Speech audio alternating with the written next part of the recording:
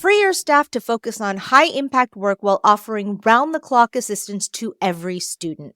With Element 451, you can deploy AI agents that reason, act, and provide support at scale, solving problems, analyzing data, and crafting personalized outreach instantly. These AI agents expand your team's ability without replacing the human touch, allowing staff to dedicate their time to what matters most. Unlock the future of workforce enablement at element451.com.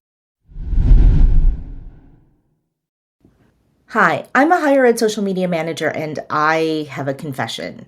I realize I work at a renowned institution, but I feel like Oxford University is in a league of its own. But it turns out the people who work there are very much like the rest of us. I am delighted to introduce you to Samuel Harriman, Campaigns Project Manager at University of Oxford, and Olivia Finch, Campaign Producer at Oxford.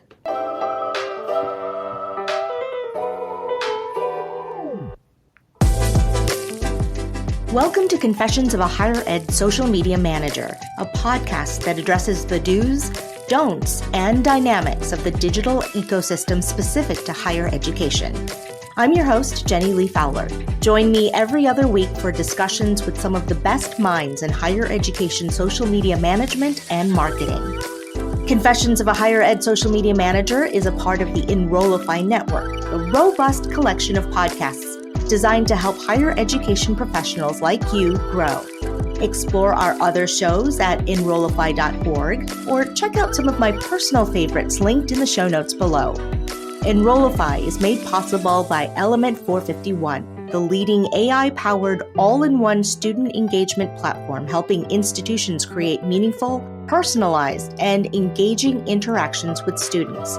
Learn more at element451.com. Sam and Olivia, I am just a little bit beside myself for having representatives from Oxford University on my little podcast. So welcome to Confessions of a Higher Ed Social Media Manager.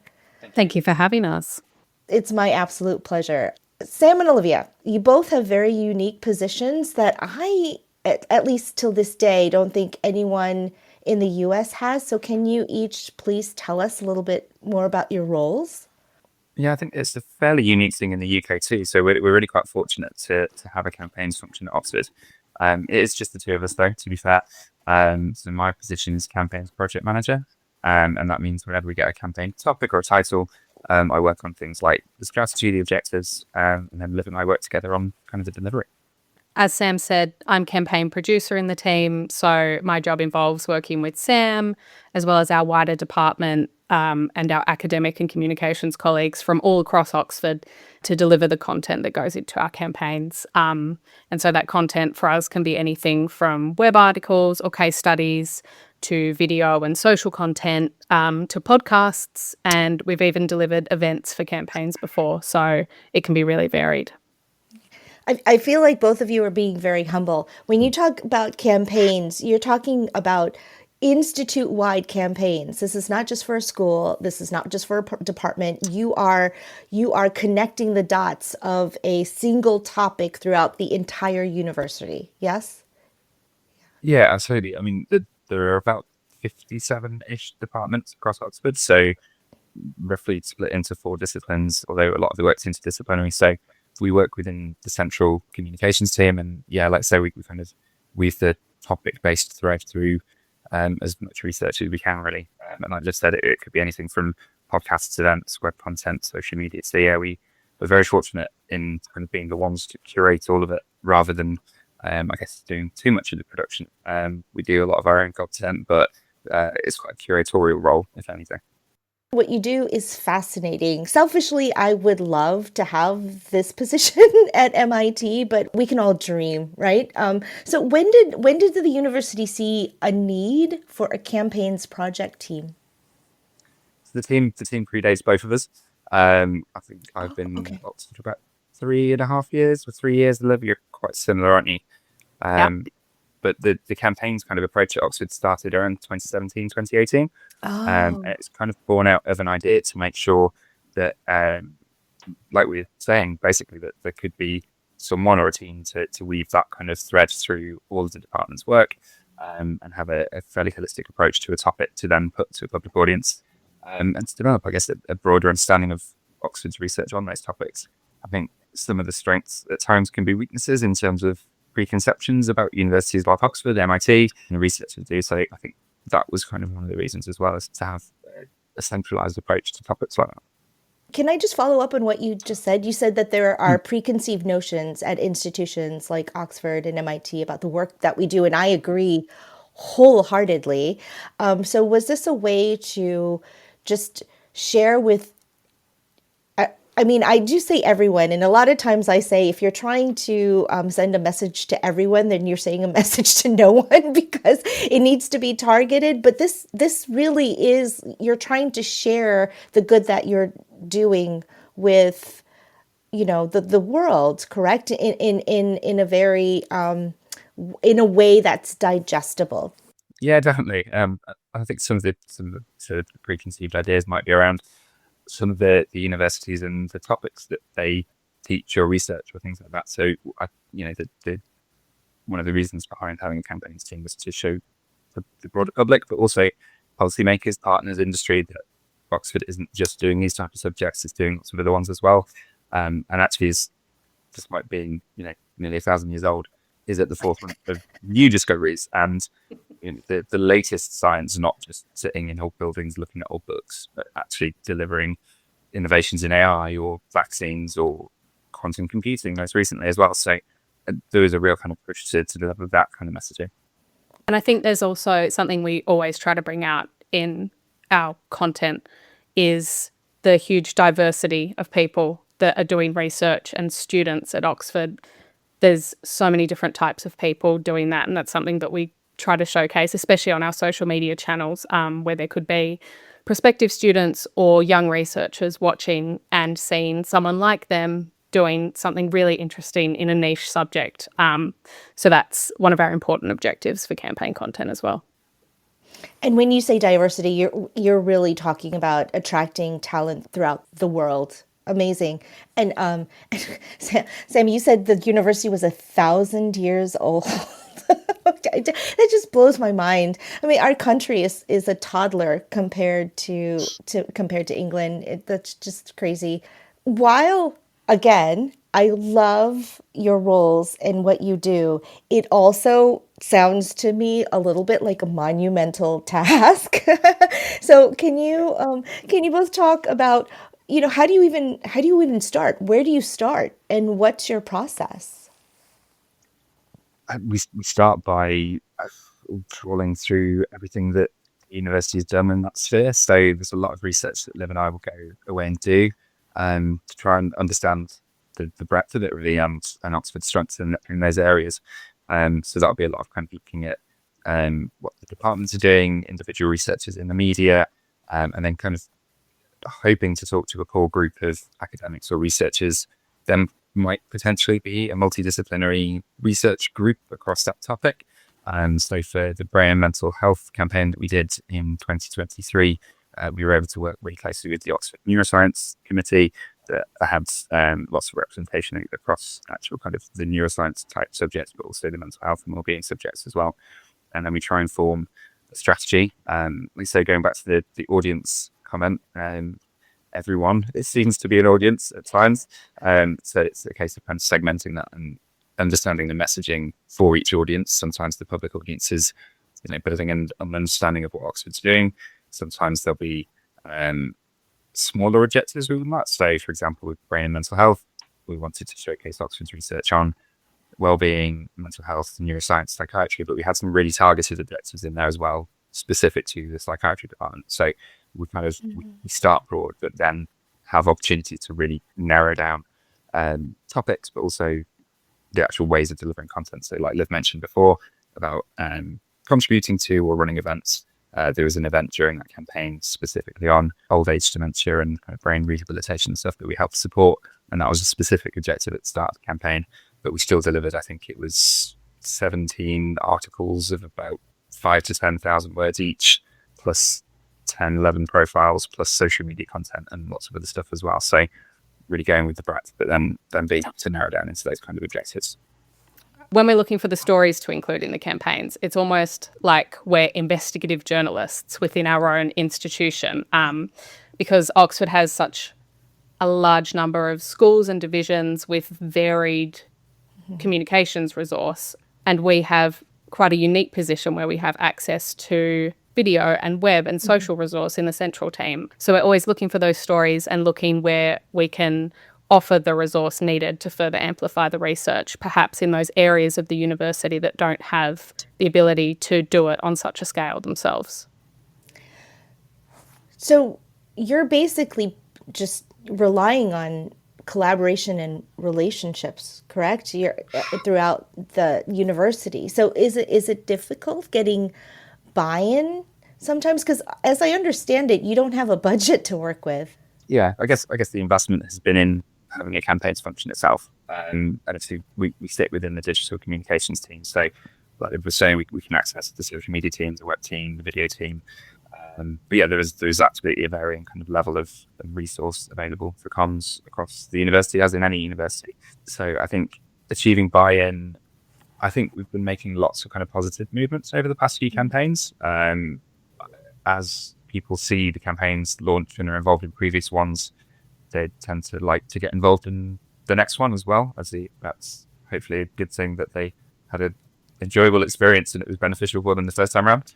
But I suppose that's a kind of a benefit for the breadth question. So if we've included 20, 30 departments in one campaign, the likelihood is they might be involved again. So yeah, I think, I suppose the buy-in may be less on the departmental level, but more on the researchers themselves, because we might not necessarily have one researcher from brain and mental health cross over to AI, to climate, for example.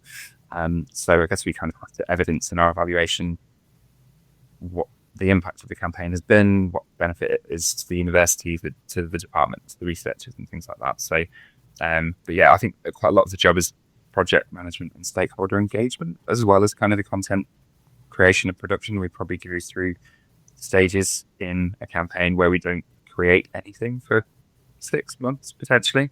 And actually it's all about that engagement and the research and kind of having those conversations.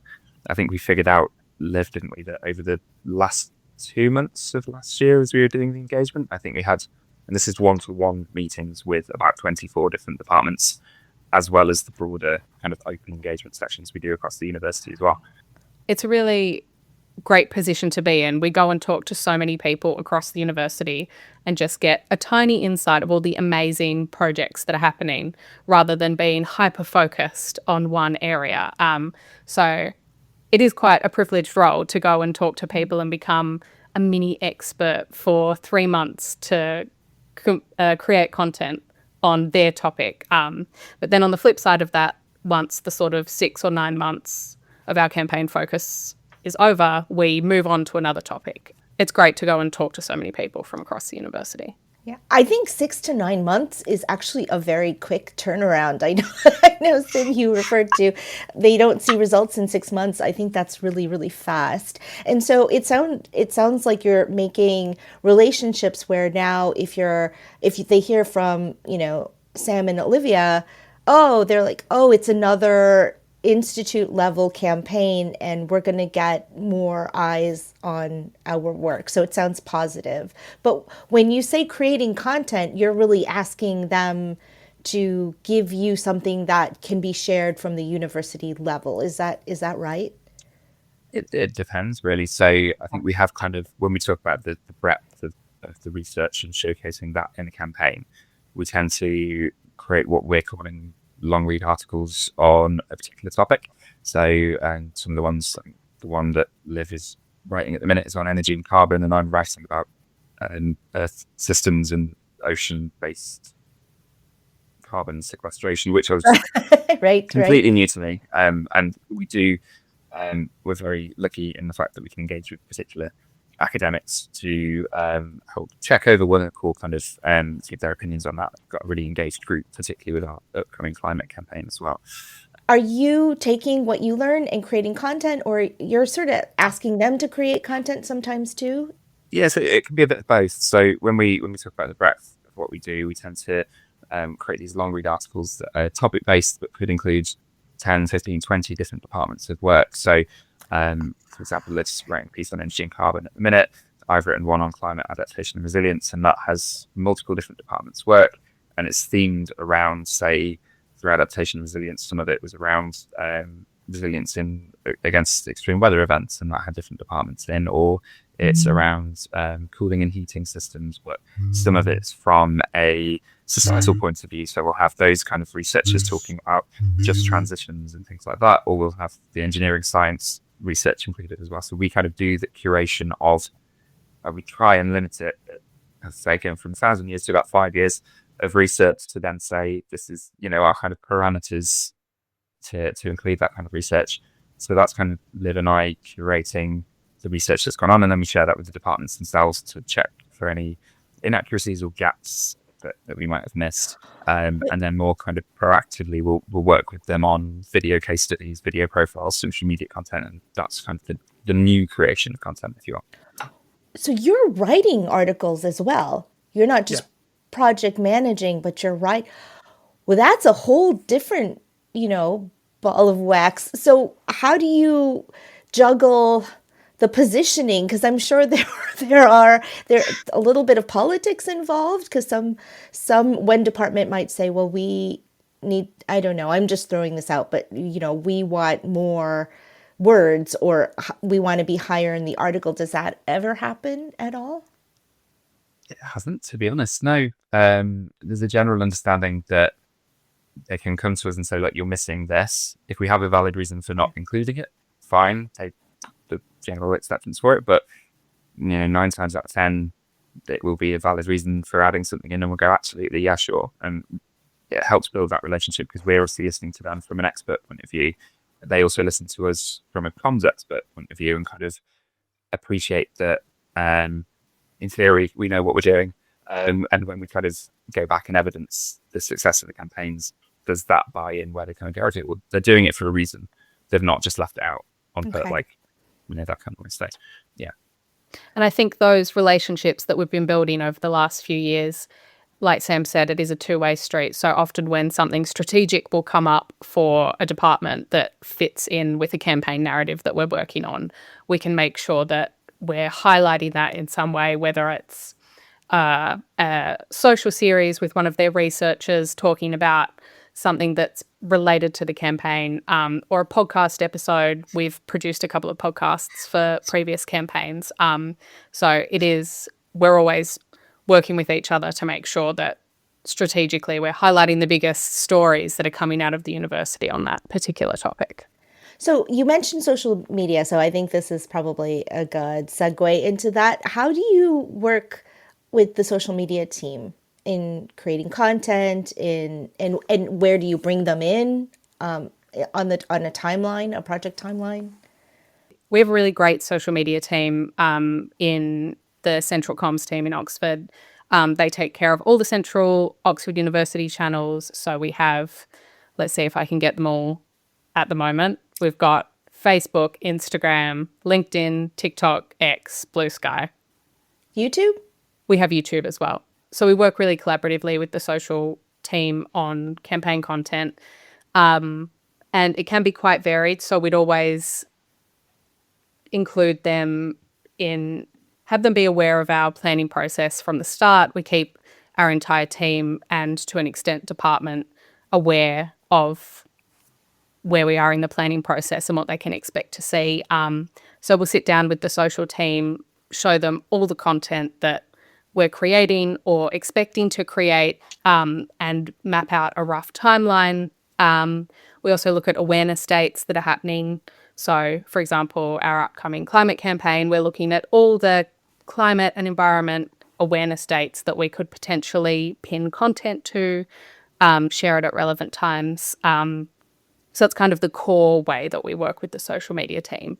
But then we also work with them on a more reactive basis. So when we have opportunities that pop up usually throughout our sort of communications networks throughout Oxford, we'll try to work together to sort of jump on those opportunities to make some really interesting and fun content where we can. An example of that is our AI campaign that we ran in 2023. We had found out that this humanoid robot called Sophia the robot was speaking at Rhodes House in Oxford, and it was sort of happening in the next 2 or 3 days. So we organised it with the social media team, and we went down to Rhodes House and we interviewed the robot. And it was all a bit odd, sort of interviewing this robot who was giving these answers that were funny. But that social series ended up being our best performing piece of content for socials for the campaign. It was around 6 million views across TikTok and Instagram. Oh, wow. And at the time, it was the most viewed video on the social channels. And it was just an example for us of how being reactive to those opportunities and not being so prescriptive in deciding what we're going to do for social content beforehand can really work out well. And we lean on our social team a lot for that as well, kind of letting us know what is working on socials, what's trending. It's definitely a collaborative process. I feel like a lot of times social media content can be very specific. They have different needs, right? Social media channels have different needs. So I love that you recognize that and work with the social team to pinpoint those opportunities. I would love that to happen more. And it's been an evolution for us. It's something we've sort of built on from campaign to campaign, learning what has worked and what hasn't worked. And we are really fortunate to have a social media team who are just sort of down to try whatever, really, within reason. So I think having a team that's happy to kind of drop tools and go interview a random robot down the street is an important part as well. Yeah, I'm not sure I would, I don't know a social media manager that wouldn't want to interview a robot down the street. Sounds amazing. The next era of higher ed is here. AI that's both scalable and deeply human. At the 2025 Engage Summit, learn how to use agentic AI to personalize outreach, engage proactively, and free time for what matters most. This Don't Miss event is happening June 24th to the 25th in Charlotte. Enrollify listeners get $50 off with code Enrollify50. Don't wait. Register at engage.element451.com.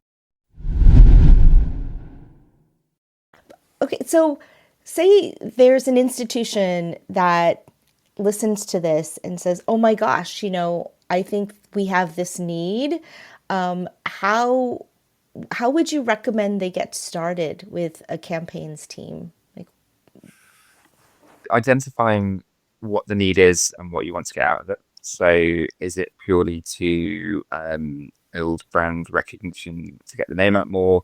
Is it to help with strategic fundraising? Is it to fill gaps in resource potentially as well, where there are underserved areas of an institution? So I think really figuring out what you're trying to achieve with it, I think it could potentially be a sticking plaster for some areas if it's not kind of properly planned or thought out. I think with Oxford it had quite a specific agenda to start with, and then it's kind of branched out from there. So we have really sort of strategic objectives with each campaign. So I think you've got to be sure of what you want it to achieve, and then give it resource. Basically, make sure you've got at least one or two people. Like I said, Liv and I doing mixtures of project management, stakeholder stuff, content writing. Liv you were doing the podcast production as well at one point, weren't you? Editing audio files, and you go out with the social media team and do some of the filming. So I'll keep my confession to the end, but it relates to that kind of multidisciplinary or multi-skilled kind of resource to have as a campaigns team as well. So I think the first thing is really understand why you're doing it. I think it can be quite good it can be nice to look at somewhere that has that kind of resource and go, that would be great. But unless you plan it properly, understand where it sits within your organization as well, because it is the kind of role that does creep into other areas and other teams at times. So you have to make sure that you're aware of where it sits and isn't duplicating or taking away from other people's work as well, and is kind of complementary to those things rather than taking what you're taking over. I'm sure it helps to have the backing of leadership. Can you talk to the importance of that? We feel very backed within our own kind of leadership within Digicoms and within the Public Affairs Directorate as well. But the university's leadership are brought into this approach as well. When we start a campaign, sometimes the campaigns come from kind of that strategic leadership of the overall university in terms of whether that's VC's priorities or a particular strategic direction that the university is taking, or it could be at kind of a pro-vice chancellor level as well. It could be potentially that there's some needs there. So we try and engage as much as possible in terms of when we have a campaign idea, we communicate that with them, we tell them what we're going to do, and then we kind of have a few touch points during the kind of the time frame, and we'll communicate the campaign themes. Once we've delivered a strategy, we'll go down to the level of saying, these are the people we're wanting to do a profile on, and these are the case studies we're wanting to do. Do you have any kind of opinions on it? Any kind of strategies that you feel aren't being fulfilled with this? And generally the answer is no. Sounds great, crack on, keep going, which amazing. Is good. But even getting kind of FaceTime with senior leadership, I think it was only a week or two ago, I was sat down with the VC talking through our plans for the campaign and the next steps for that. So and then there feels like there's a real kind of communication there in terms of the campaigns that we do kind of feeding off strategic priorities, but also helping influence and form them as well, because we've had the opportunity to kind of, spend the time looking across all divisions and departments. We can have those very early conversations with people who are forming objectives and strategies as well, and kind of share our expertise. So we do have those conversations at times in terms of, the outputs of the campaigns helping inform strategies themselves. Oh, that's amazing that you have audience with senior leadership often. And it sounds like you get to choose the campaign. Have they ever said this is the next campaign, or this is what I want you to focus on? We do from strategic leadership get the kind of the steer in terms of we would like it to be brain and mental health, or we would like to do climate as the next one. Got it. But under that then becomes, okay, we trust you to go and just sort of discover what it should be. Got it. Bring it back to us and communicate with us about what that will be. It's really varied. So the brain and mental health campaign came about predominantly due to that need with the psychiatry department for some kind of fundraising opportunities that were going on, and then we sort of broadened the scope to talk about all of the kind of wellbeing, mental health, and neuroscience that's going on across Oxford. AI was a little bit more kind of timely to do the safety summit that was held in the UK, and then climate was around. We're actually in June holding the Right Here, Right Now Global Climate Summit, which is a 24-hour global session with, I think, 10, 12 universities, live streams, 24 hours with the UN Human Rights team, with universities in Australia and States, in Africa as well. So it was kind of like this focal point that we then built the comms plan to do a campaign around. What else can we look forward to seeing from Oxford on this campaign? Quite a lot. we've spent a lot of time on this one, to be fair. I think Liv was mentioning that the AI campaign was in 2023. That was actually our last campaign. So we've spent the last kind of year doing two things.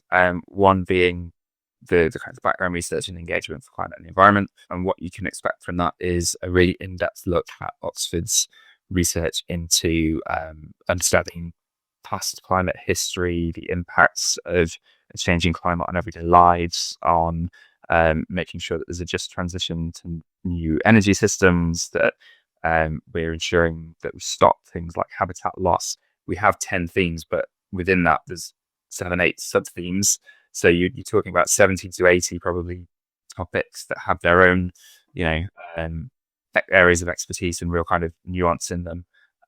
So we've got 11 of those kind of long form articles, 16 researcher profiles, a mixture of kind of revisiting previous profiles from previous campaigns and bringing those up to date.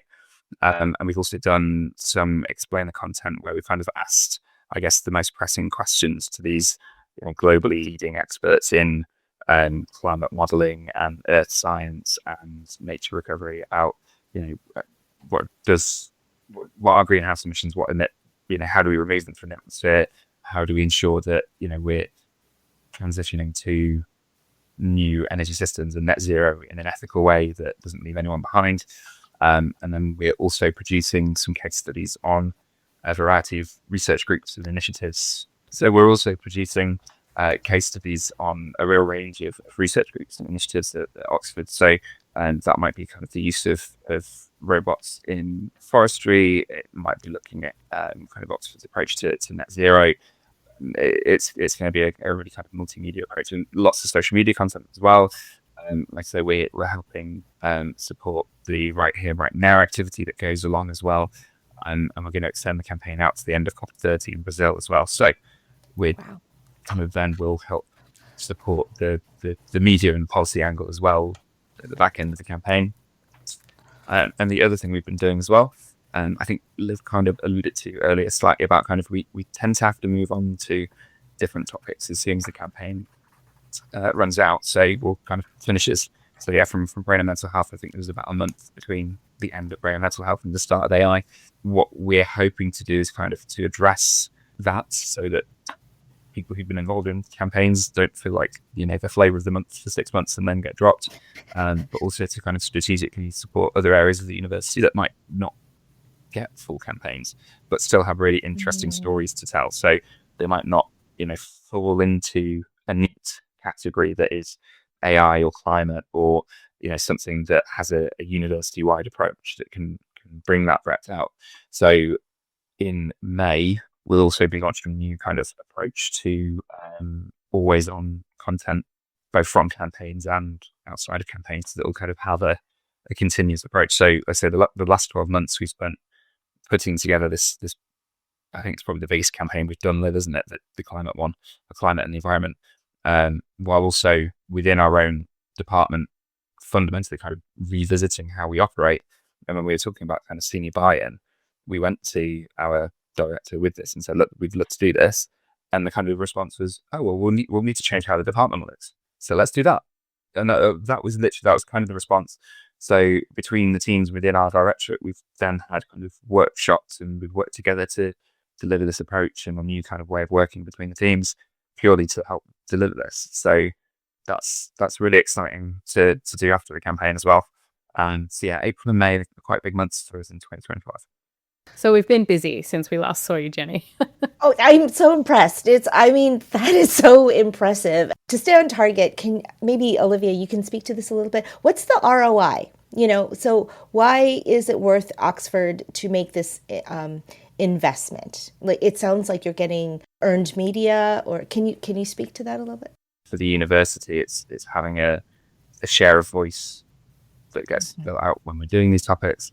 It's also another avenue and platform for that multidisciplinary range of researchers that we feature to essentially have more comms resource. A lot of them do already, but something like an individual profile or a social media piece, we've heard from researchers that we've worked with that it's been really helpful on future funding applications. We obviously have researchers who are really at the top of their game, global leaders in research fields, but we also have fantastic early career researchers who are not just starting in their careers, but they're working their way up, and the profiles and the articles that we create give them something to use when they're moving forward in their career. And that's something that we can show prospective researchers looking to join the university or students who are thinking about a career in that area as well. So I think the content lives on for everyone. Sam, it does sound like if you're collaborating on a campaign or an issue, because you have this because of your team and how you're elevating Oxford, you might get more earned media or more voice in the media over a collaborator because of you both. That's amazing. Yeah, I mean, I wouldn't necessarily take full credit for that. I think it's definitely the kind of the team-wide approach. But I think what we do as a campaigns team at that time certainly is to lay quite a bit of the groundwork, even across internally in the university. So look, at this point in time, we're going to be talking a lot about artificial intelligence. So come and give us your stories, give us your events. We can amplify them. When the AI campaign was at the time at the Bletchley Park, the UK AI Safety Summit back in, I think it's November 2023, and Oxford was involved, and we were able to have the Oxford contingent who were attending the summit be kind of live interviewees on BBC Radio 4 during the morning of the summit. They were then kind of asked their opinion. And then working with our research and innovation comms team, we did some rapid response questions and kind of opinions on the outputs of the summit, and for the researchers who were still in Oxford. And that got sent out to media, and then that got included in the UK Parliamentary Library as the academic response to the summit.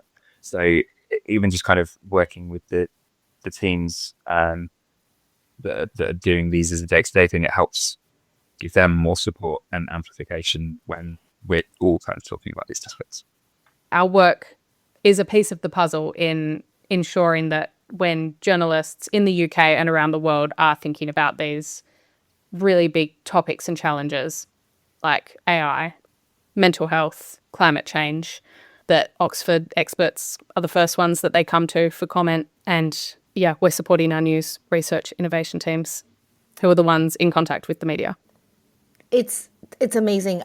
I think every university should be doing this, frankly. Okay, so lastly, we've come to the portion of the podcast where we want to hear your confessions. So Olivia and Sam, what are your confessions? Olivia, do you want to start off? In this bubble of safety, my confession is that I always get caught in the office watching TikToks on my computer in a browser because I don't have the app. And maybe that's revealing something about my age range, but I think it speaks to why our collaborative process with a dedicated social media team is so important, because it's great to have a team, and I know that you do this yourself, Jenny, who are tracking trends and keeping us informed, which is a huge job in itself. And I think it also shows why multi-channel digital campaigns are an important function, because our audiences are diverse and we reach them on different channels with content that works for different channels. Like I love an Instagram scroll hole. Send my targeted ads there and not on TikTok, you know? I love it. And scrolling is research, just as long as you're doing it on business hours, right? Market research. I love it. Market research. Sam? Yeah, I think mine's less of a confession and kind of, I guess, more of a, I'm trying to think of the right words. Is it a hot take? We want to hear it. Not even a hot take. It's more kind of like a plea for kind of a bit of advocacy. So it's kind of, yeah. So I think my confession would be less of a confession, more of kind of advocating for certainly working with or putting creative people or people from creative backgrounds in these kind of roles. Both Liv and I are from creative backgrounds. Me personally wouldn't necessarily hold up academically to, an Oxford student or Oxford kind of researcher, but we were on a call with a renowned biologist a couple of weeks ago, and she just looked at me, she's like, "I've lost you, Sam, haven't I?" I was like, yes, I'm sorry you have.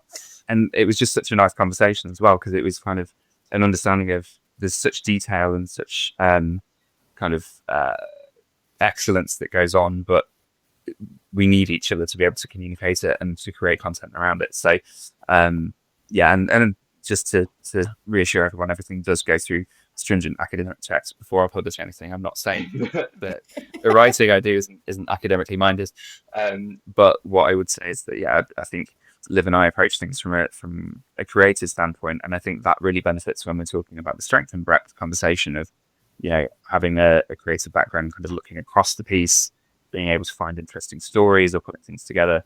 And then I kind of flip that round and say to someone from a creative background that actually working in the HE sector, not everyone can completely make a living from their creative passions and things like that. So, working in the HE sector is actually a bit of a happy medium. So like I found myself being able to have creative license over things, or to run projects, or to work on different media. And equally, the kind of the conversations that you're having are very much creative in terms of talking about a brand new topic or meeting an expert in a new thing that might influence your own practice, whether that's graphic design or fine art or photography or whatever. My interests might actually now, after this campaign, divert into environmental aspects of the creative arts. I don't know. So yeah, a kind of a two-part plea for people in the creative industries and backgrounds to be put in positions to help influence kind of content and strategy. I love that. I think that's a great confession. I mean, you're sort of confessing that you're creative and you're not a scientist, right? And where a lot of us aren't. I work at MIT. I am not good at math. But when I have equations in our social media content, I have to have it double checked by someone, triple checked. So I am with you there. One thing I learned at Content Ed is that, you all and we have a lot of the same needs and challenges and obstacles. And it was such a pleasure meeting you there. It's such a pleasure having you on the podcast and look forward to future conversations. Thank you. Thank you so much, Jenny, for having us. Thank you for having us.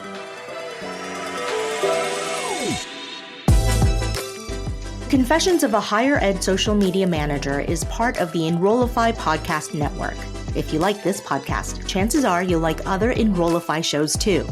Our podcast network is growing by the month, and we've got a plethora of marketing, enrollment, and higher ed technology shows that are jam-packed with stories, ideas, and frameworks, all designed to empower you to be a better higher ed professional.